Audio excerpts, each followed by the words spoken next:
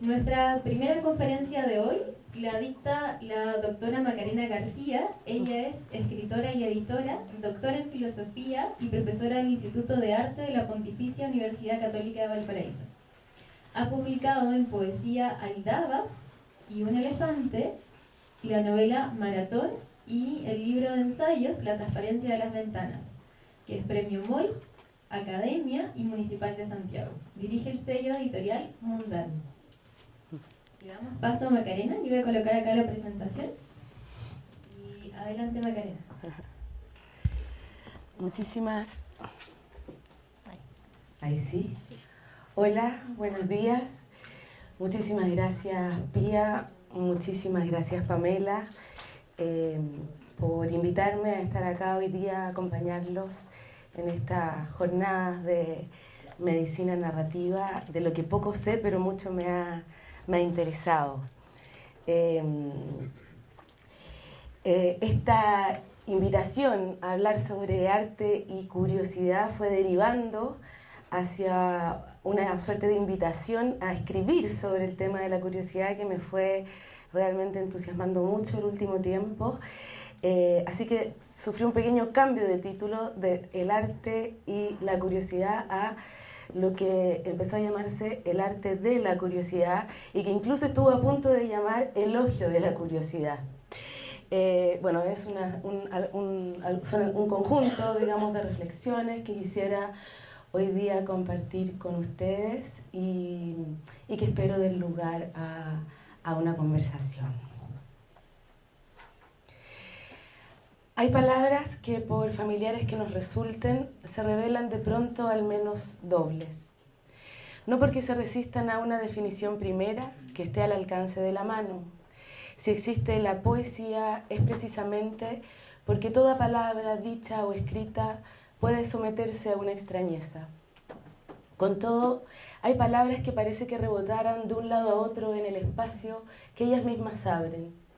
Palabras que funcionan, por ejemplo, tanto del lado de quien intenta nombrar su experiencia, como del universo de los objetos o fenómenos que la gatillan.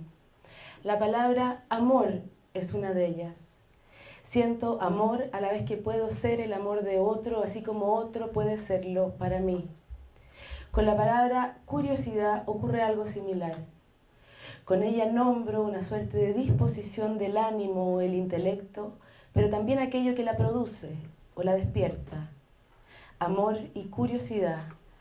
Aunque la relación pueda parecer antojadiza, en ambos casos estamos frente a algo que el mundo nos da y antes o después reaccionamos.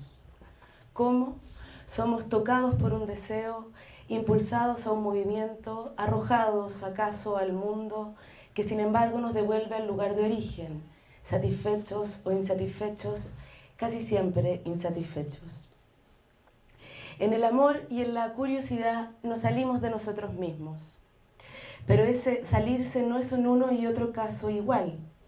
Contrarios ambos, el amor y la curiosidad a la indiferencia, difieren sobre todo en la intensidad, porque la curiosidad es ante todo leve, ligera, movediza, como las hojas de un árbol.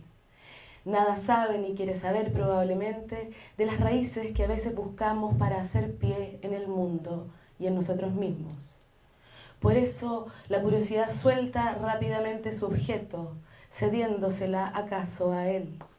La voluntad de conocer el mundo desea ante todo mantenerse, persistir en el movimiento de las ideas y del pensamiento.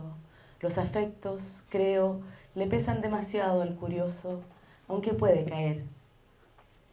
Si hay un momento de la vida que le pertenece al curioso, es la infancia, especialmente un periodo de la infancia, aquel en que nos vimos todas y todos arrobados por un caudal bullente de preguntas. ¿Qué hay detrás del televisor? ¿Cómo se hace el viento? ¿Te gusta alguien, mamá? Me he visto y me veo día a día enfrentadas a las innumerables preguntas de mis hijos.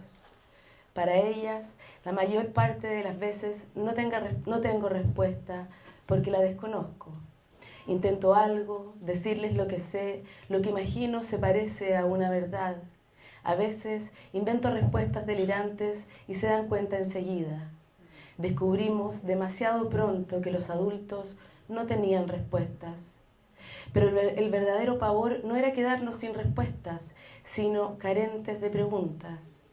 Cada pregunta es un vacío por donde se cuela el mundo, un agujero que nos hace espacio en él, que abre un lugar como una ventana. Curiosidad es abrir una ventana en cualquier parte. Solo soy una ventana, escribió una vez Natalia Ginsburg. Dejo que entren en mí sucesos e impresiones. ¿Qué hay detrás de esa ventana?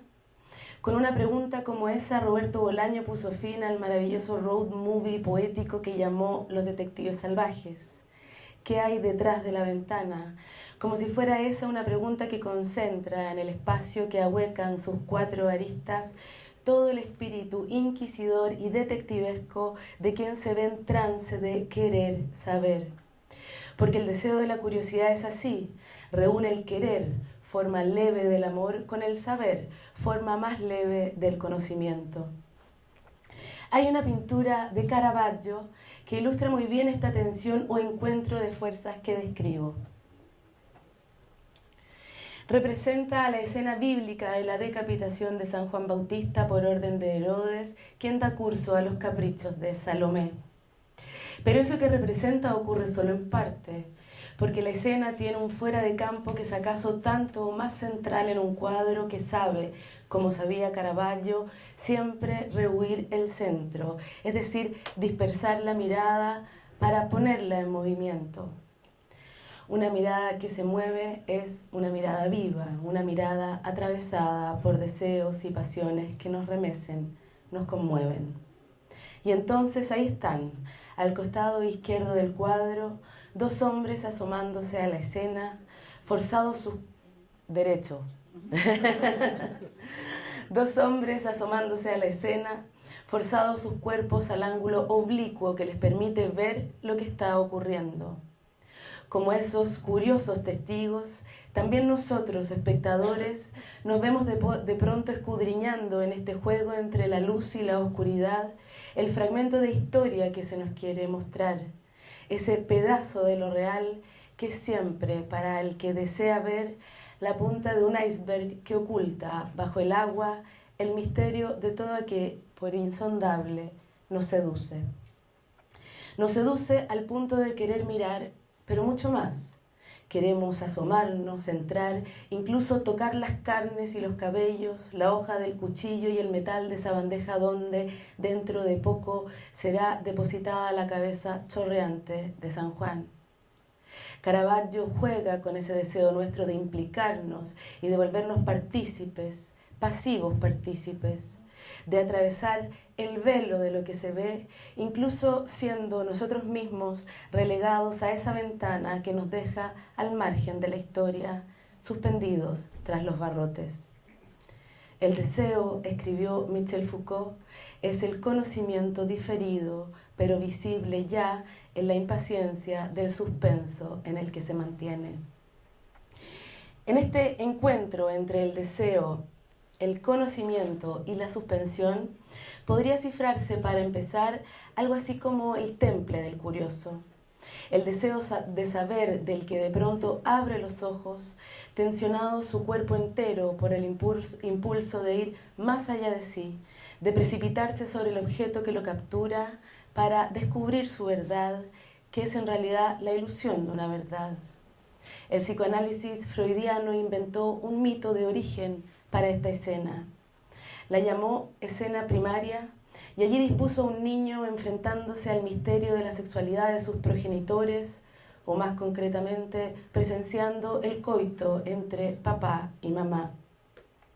De eso que el niño no logra comprender, brotarían como los frutos de un árbol un sinfín de preguntas relativas a su nacimiento, sus vínculos de amor y desamor, su deseo, su sexualidad, su muerte, su diferencia. Pulsión de saber o pulsión de investigación es el nombre que Freud dio a este movimiento interior imprescindible en nuestro entrar en el mundo. Primero a través de los estímulos que de él recibimos en las zonas de nuestro cuerpo que nos brindan placer.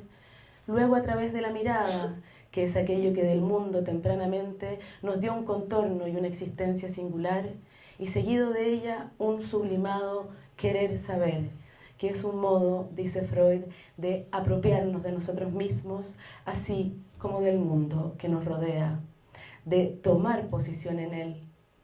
Queremos saber solo cuando somos capaces de habitar el no saber y adentrarnos así a lo desconocido que es el mundo. Aquel que no quiere saber, en otras palabras, es aquel que no quiere o no puede salirse de sí mismo. Es muy claro en los niños cómo este apropiarse del mundo a través de la mirada, este abrir los ojos al mundo como quien abre una ventana, es un ver que incorpora todos los sentidos. El deseo produce entonces una suerte de cosquilla en los ojos que avanza rápidamente hacia el cuerpo. Es un deseo al que no le basta la mirada porque busca acortar la distancia. La curiosidad quiere tocar, conocer no solo con los ojos, también con los dedos, las manos, el olfato, el oído aguzado, el sabor. Déjame ver, le dice el curioso que con su mano le arrebata al mundo aquello que desea conocer. Acortar la distancia es, acaso, su móvil original, pegarse a su objeto, meterse adentro. Por esa razón, la curiosidad está cerca, demasiado cerca de la destrucción. El deseo que la conduce es ante todo el saber cómo las cosas funcionan. Y para ello es necesario a veces rasgar el estómago de la muñeca, arrancar la tapa de la estufa, insultar al hermano a ver qué pasa, cortar el cable del televisor. Siendo muy joven, Rembrandt pintó un cuadro que, además de hacerlo famoso, inmortalizó, como quien dice, a un grupo de médicos rodeando un cadáver en proceso de disección. Se trata de un retrato grupal hecho por encargo, lleva por título La lección de anatomía del doctor Nicolas Tulp, y en él se observa un total, ¿no es cierto?, de 9 hombres, 7 aprendices, cada uno de los cuales encuentra su nombre escrito en una cartilla que se deja leer en el centro hacia la derecha de la imagen. Un maestro, el doctor Tulp, cuyas lecciones de anatomía eran verdaderas exhibiciones que convocaban multitudes de curiosos, no solamente médicos, y se realizaban en inmensas salas, casi teatros de la ciudad de Ámsterdam, durante la primera mitad del siglo XVII. Finalmente, el cadáver, un hombre muerto cuyo nombre se conoce también, Adrián Adriasun, de 41 años, ahorcado ese mismo día por robo a mano armada. Se trata de un cuadro que nos confronta a primera vista con esta alianza entre curiosidad y destrucción. Un cuerpo puede, en su funcionamiento, ser conocido por dentro únicamente a costa de su muerte. Un cuerpo vivo da signos, señales, síntomas, todas formas de la distancia que supone la lectura y la interpretación. Un cuerpo muerto, en cambio, permite saltarse la distancia. Cuando el bisturí entra en la carne, lo que era distancia empática o hermenéutica se vuelve penetración, dominio, posesión justificada por un fin, el saber, que a su vez permitirá leer mejor los signos del cuerpo vivo, y así. Pero el saber como finalidad no necesariamente se condice con el deseo de saber. De hecho, pueden llegar a ser lo opuesto, o casi. Algo de ello se observa también en este cuadro, particularmente en la dispersión de las miradas que los 8 pares de ojos abiertos proyectan en direcciones diversas, nunca convergentes, es decir, nunca dirigidas hacia un mismo lugar. La lección de anatomía que el profesor desea brindar en realidad parece no importarle demasiado a nadie. Ni siquiera el libro que el cadáver lleva por delante capta del todo la atención. Esto, que se debe con seguridad a que Rembrandt se vio en la circunstancia de hacer 8 retratos por separado y luego reunirlos casi por montaje en una sola composición, nos sugiere sin embargo una cualidad esencial de aquello que, como este cuadro, despierta nuestra curiosidad. Curioso es, ante todo, el deseo que se desvía de la línea recta. Aquel que antes que una sola verdad adora verdades múltiples, cambiantes, singulares. porque la mirada del curioso es una mirada siempre a lo singular, nunca a lo general, y ello supone una paridad esencial en todo lo que existe, haciendo a un lado toda jerarquía entre órdenes y valores. El ojo del curioso, como el de Lucrecio, es un ojo que repara en la diferencia y la particularidad de cada cosa, de cada ser, de cada manifestación de lo que existe. La particularidad de las cosas es aquello que las vuelve diferentes, que rompe la norma, quiebra lo previsible.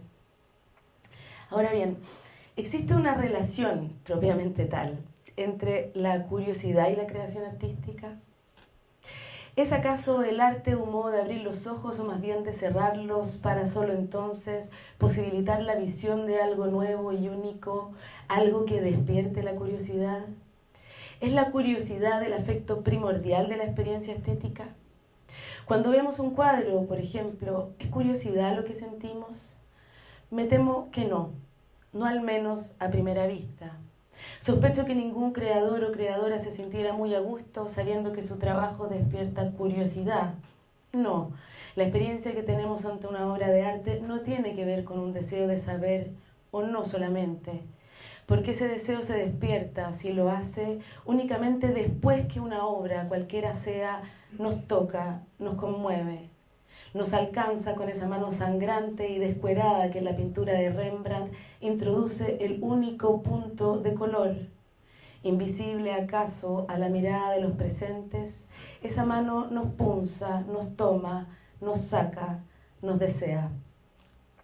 Hago aquí un paréntesis para recordar que cirugía es una palabra que deriva de la contracción de keir, mano, y ergon, trabajo. Es decir, que es literalmente la mano que opera, que obra, que cura por escisión, tanteando en ese borde donde se dan cita la vida y la muerte, como sugiere Marcela Rivera en su libro Lo que la mano da. Entonces retomo, deseo de una mano que desea. Quizá una fórmula como esa se aproxime más radicalmente a la curiosidad inherente al acto creador, una curiosidad que podríamos llamar plástica, pintada por todo aquello que según Gastón Bachelard comienza por la letra M, mano, materia, madre, mar.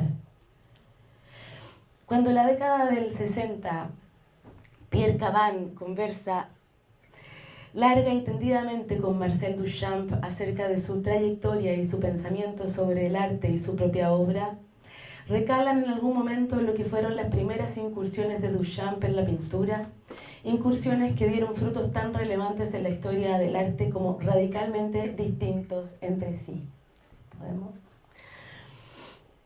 Ahí están, por ejemplo, el desnudo bajando una escalera o su retrato del doctor Dumochel, amigo de infancia del artista, y fíjense, por favor, en la estela que circunda su mano.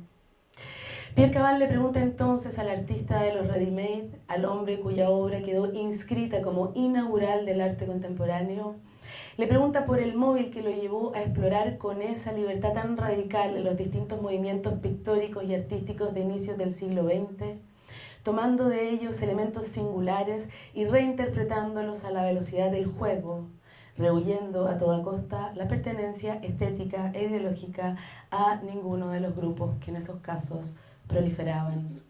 ¿Qué sentía por entonces y qué le impulsaba?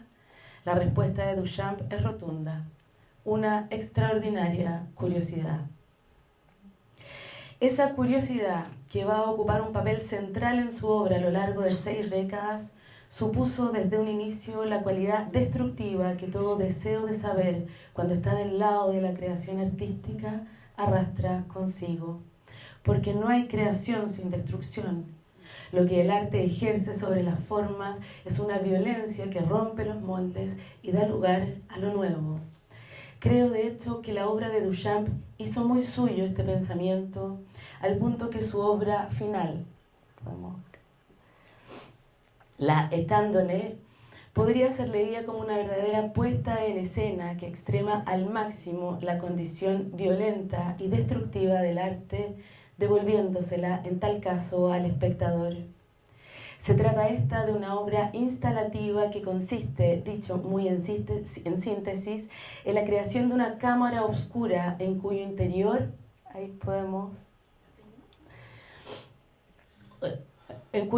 observamos a través de una mirilla abierta en una puerta cerrada a una mujer completamente desnuda que, arrojada sobre un montón de ramas, se rodea de un paisaje luminoso que incluye una cascada, árboles, un cielo despejado, luminaria.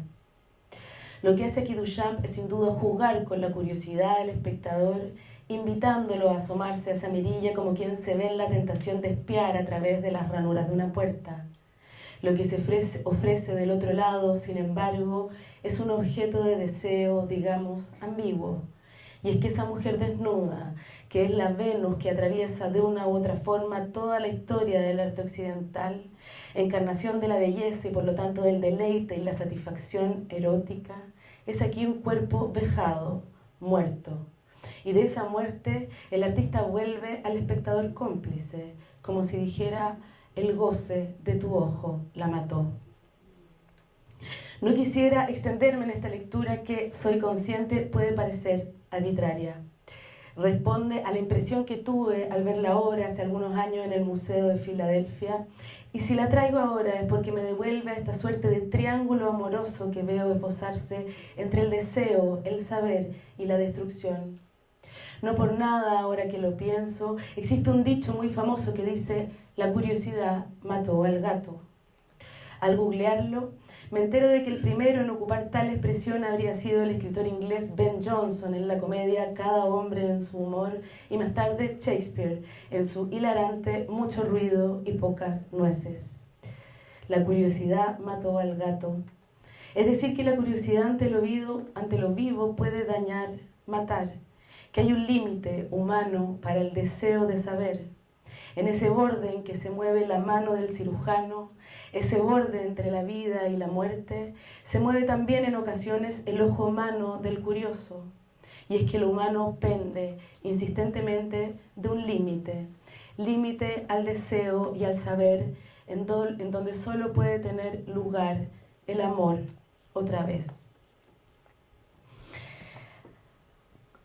Voy terminando. Hay una serie televisiva de dibujos animados que me ha tocado ver durante los últimos años. Cuenta las derivas cotidianas. Es otra cosa.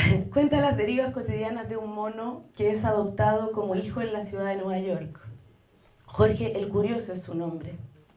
En cada capítulo, presa de su curiosidad, Jorge se ve imbuido en los más descabellados desastres que hacen que los niños se desternillen de risa. Su deseo de conocer un mundo que no le pertenece, porque es un mono niño en un mundo hecho para adultos, lo lleva una y otra vez a provocar un desorden de las formas previstas de las cosas, desorden y destrucción que al término de cada capítulo siempre se recupera, producto del sosiego que causa la comprensión.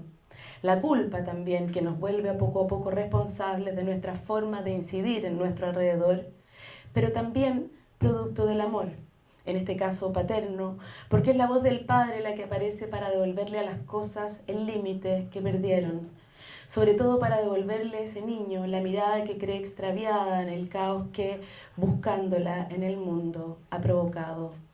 Es el amor de quien cuida, el que pone freno, a la vez que permite el libre curso de esta forma del desear. Curioso, al revisar los textos de Ben Jonson y William Shakespeare, donde, según decía, tiene lugar la expresión "la curiosidad mató al gato", me encuentro con que en el inglés original lo que dice es más bien "el cuidado mató al gato", "care killed the cat". En el desvío de esa traducción se encuentra, sin embargo, latente algo que está ya en el origen de la palabra curiosidad, cuya etimología nos remite precisamente a la palabra cuidado. Curioso es, de acuerdo a su definición, el que abunda en cura, interés, preocupación y cuidado por las cosas. Curioso es el curandero, aquel que presta atención al mundo y al hacerlo lo cura, lo sana de los males que son del mundo también. Según Simone Weil, una mirada atenta es una mirada en la que el alma se vacía de todo contenido propio para recibir al ser al que está mirando tal cual es, en toda su verdad. Pero la curiosidad, lo decía más atrás, no ama las verdades únicas, sino las múltiples.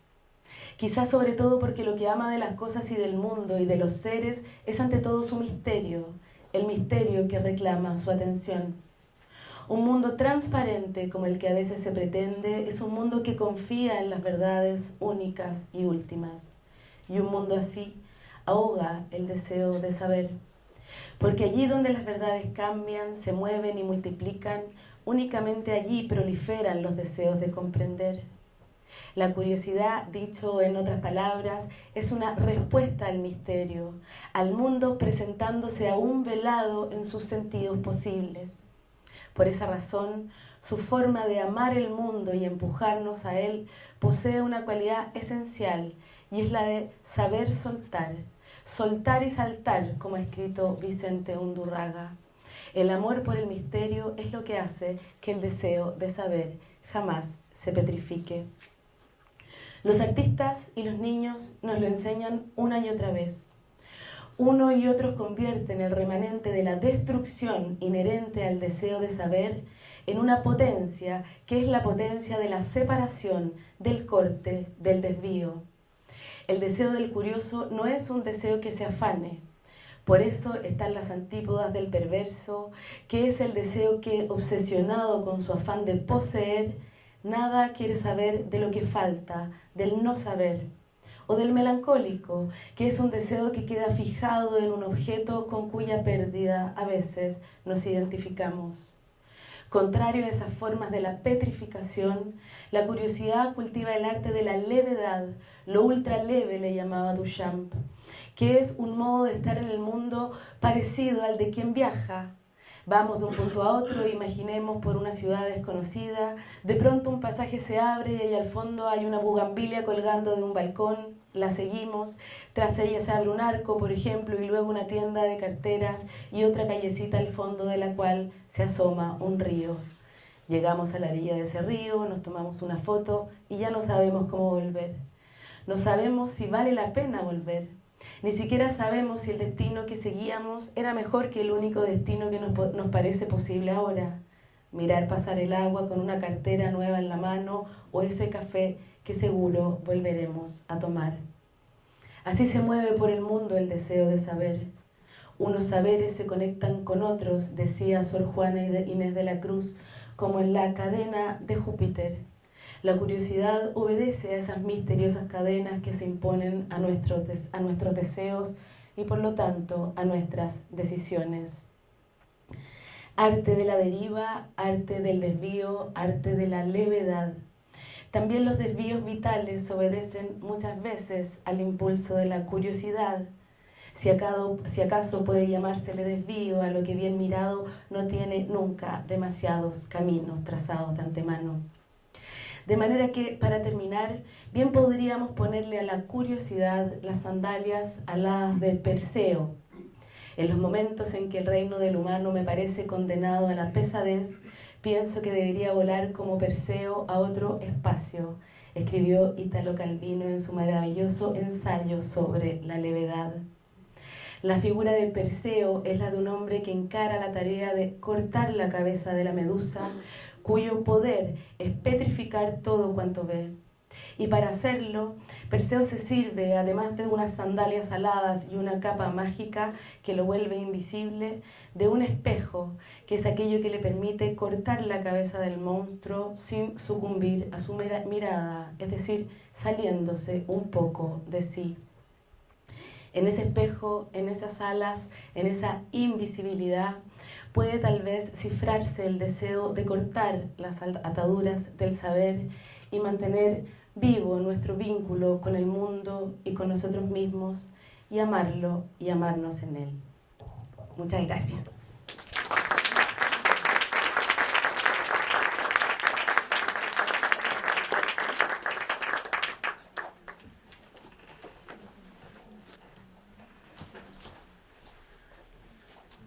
Vamos a dar paso a las preguntas.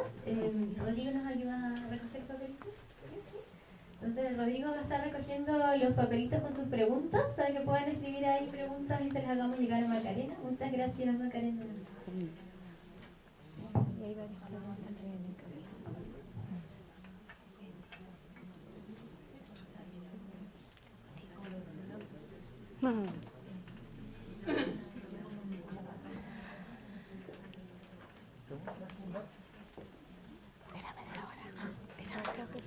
Aquí, acá flotamos así. Qué bueno.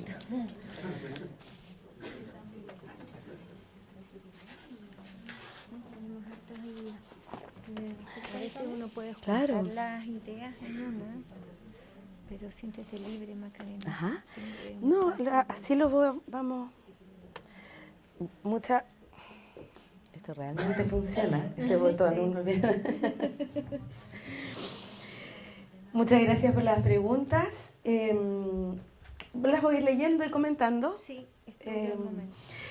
¿Cuándo desaparece la curiosidad en los niños? ¿Cuándo perdemos la necesaria curiosidad? Claro, yo no sé si tengo una respuesta exactamente, ¿no? Pero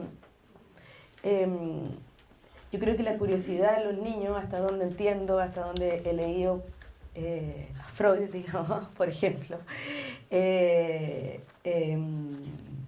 algo que se va transformando, que va adquiriendo otras formas de carácter quizá cada vez más simbólico. De tal manera que yo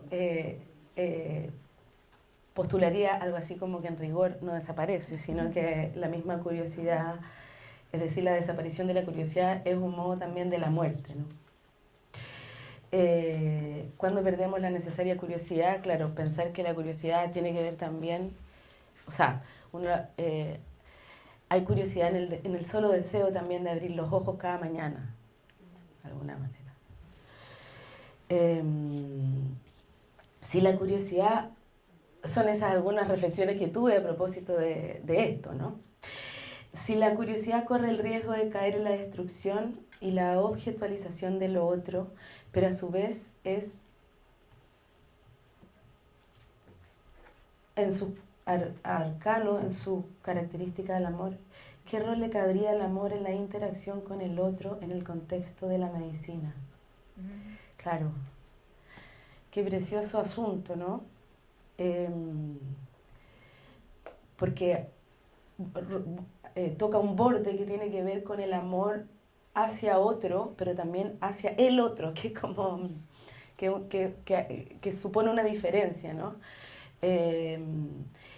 Porque hay una forma hay una forma del amor hacia el ser humano también, ¿no? Que es que es, me parece, aquel que está del lado a veces de las ciencias, no sé si puede hablarse de la medicina como una ciencia humana, Como tú quieras. pero Vulnerable. claro, es decir, un amor como al ser. Es muy lindo eso que habla Simone Weil en un ensayo que es sobre, nada que ver, o sea, sobre como la importancia del estudio en los estudiantes, en los adolescentes, digamos, ¿no? Dice ella, independiente de lo que aprendan o de lo que se les enseñe, lo importante es que aprendan a poner atención. Porque alguien que es capaz de poner atención, es capaz de prestar la atención al mundo y a cada ser del mundo y a cada tormento individual de esos seres en el mundo. Y eso, dice, es también una forma del amor, que ella lo vincula como una forma del amor incluso a Dios, ¿no? Habla de la espiritualidad, de la atención en el estudio, puesto que allí, repito, de otra manera, ¿no? Hay un germen del amor al mundo, hacia el mundo. Me hace pensar, esa reflexión me hace pensar en esta pregunta. Deseo que nos hables un poco de la distancia entre la curiosidad y el voyerismo, ¿sí? O de la distancia entre la curiosidad y el voyerismo, claro. Bueno, de buenas a primeras quizá bueno, el voyerismo tiene que ver directamente como con una satisfacción, digamos, de carácter, no sé si lo comparten, pero inmediatamente de carácter más erótico. Hay algo de lo oscuro que llama al voyeur, ¿no es cierto? A la figura del voyeur, que, que espía un poco lo prohibido, ¿no? La curiosidad no está necesariamente vinculada a lo prohibido, aunque igual, por ejemplo, a Sor Juana Inés de la Cruz, como en su carta a Sor Filotea, ¿no es cierto?, comenta, bueno, de alguna manera me prohíben el saber, parece que siempre ha estado medio, el solo saber en nuestra tradición, digamos, está un poco vinculado a lo prohibido, pero no necesariamente, yo lo vincularía más bien al secreto, al misterio de las cosas, ¿no? Mientras que el voyerismo creo que bordea más ese orden de lo prohibido, porque es más del orden de lo íntimo, ¿no es cierto? De buenas a primeras pensaría como en esa diferencia entre estos dos impulsos, y impulsos en el fondo formas de deseo también, ¿no? ¿Cómo se relaciona la curiosidad con la crueldad? Bueno, un poco eso es como yo hablaba de la destrucción. La crueldad le añade a la destrucción un goce, de alguna manera, ¿no? Uno podría decir destrucción más goce, crueldad. Y de alguna manera la crueldad tendería a pensar frente a esta figura de la levedad, de la curiosidad, que en el fondo decía es algo que sabe, que suelta su objeto, digamos, pasamos de una cosa a la otra. La crueldad, en cambio, es un afecto que se afana, ¿no? Que no suelta, y ahí está su perversión, justamente, ¿no? ¿Cómo se relaciona la curiosidad con la empatía? Claro, ahí a mí me parece que es una relación total, o posible, sobre todo porque, bueno, claro, hay algo estuvo en mis apuntes y me hubiese gustado poder darle curso, pero ya era demasiado largo lo que estaba haciendo, para la próxima. que tiene que ver con la idea de cómo la curiosidad es un modo de relacionarnos con nosotros mismos también, ¿no? De ir en el fondo preguntándonos acerca también de cómo nosotros mismos somos un misterio también para nosotros, ¿no? De por qué los recuerdos que guardamos, de por qué el modo en que significamos las cosas, de por qué el modo que nos contamos a nosotros mismos, pero no solo el por qué, sino que también el cómo, de observarnos para continuamente narrarnos, ¿no? En ese ejercicio de narrarnos y volvernos a nosotros mismos, en el fondo, unos objetos por descubrir, unos objetos, pero digamos, unos seres por descubrir, no hay sino empatía frente al otro que está en el mismo proceso, ¿no? Mientras más, en el fondo, complejizamos la mirada, no complejiza, sino que mientras más curiosidad que sentimos por nuestro no saber estar en el mundo, ¿no es cierto?, más empatía también sentiremos hacia quien está frente a nosotros en las mismas condiciones, digamos, ¿no? No sé si soy muy... Sí, no, clarísima. Y Ken Robinson, británico experto en elocución, llama la atención hacia los límites a la capacidad y diversidad creativa que impone la educación formal. Si a un grupo de adultos se les pregunta por usos posibles de un clip, no dan más de 5 posibles funciones diferentes de sujetar papeles. Los niños consultan por lo mismo, dan 100 ideas diferentes, claro. Eso es muy lindo. Hay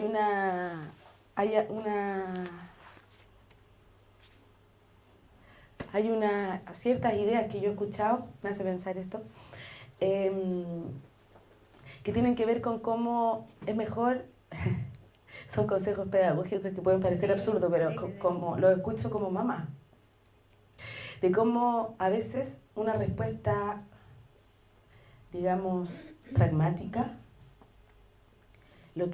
a la pregunta de un niño, a veces lo que hace es mucho más cerrar la realidad que abrirle sus infinitas posibilidades, ¿no? Entonces, son algunas reflexiones acerca de la importancia que es en la educación la oblicuidad. Esa palabra me gusta, tiene que ver con ese cuadro de Caravaggio y tiene que ver también con la estrategia de Perseo, ¿no? Que a través de un espejo solamente le puede cortar la cabeza a la medusa. Como la oblicuidad, en la oblicuidad lo que se abre es la imaginación, en el fondo. Es lo contrario a la respuesta directa. Una respuesta directa, un clip sirve para esto, cerró al clip. La respuesta indirecta, digamos que se da una vuelta, ahora no se me ocurre cuáles, digamos, abre el clip en todas sus posibilidades simbólicas, imaginarias. Y en esa apertura de posibilidades, por supuesto, hay un terreno que a mí me parece, llevado a esa zona, es un terreno muy, digamos, fértil para la educación. Eso. Muchísimas gracias, Macarena. Ha sido una tremenda conferencia para partir de esta mañana, pero se une como con algo que pasó ayer, y es que al final de la tarde estuvimos viendo también ese que éramos nosotros, representados los estudiantes, o en cada uno de los que trabajan en el ámbito de la medicina. Y hay algo que tú dijiste que a mí me hizo clic y te lo agradezco que se haya justo puesto, porque nos fuimos pensando en eso. Cuán importante sería también curiosear en nosotros mismos, en cómo vemos este trabajo, en lo que a nosotros nos pasa con los años de trabajar o de educar, y que también nos va transformando. Nos va transformando y no nos damos cuenta que vamos perdiendo o a veces ganando ciertas posibilidades. Cómo poder ir haciendo esa trayectoria oblicua que nos estás sugiriendo, para no seguir o no apostar a lo simple que podría ser la respuesta directa, sino permitiendo que hacia nosotros mismos y hacia el otro cultivemos esa necesaria curiosidad y esa necesaria imaginación. Te agradezco muchísimo la conferencia, le vamos a dar un gran aplauso y nuestro director le va a entregar el certificado. Muchas gracias. Muy buena, me dejó curioso. Muchas gracias. Muchísimas gracias. Y un regalito presente del laboratorio. Gracias también. La Pia nos va a sacar. Muy linda la conferencia. Hay directores familia en realidad. Pero ella sabe todo. Ella sabe todo. Todavía estoy con licencia. Muchas gracias. Pero él me acompaña de toda la vida.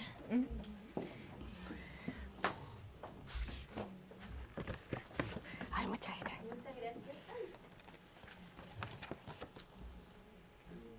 Muchas gracias, Macarena. Vamos a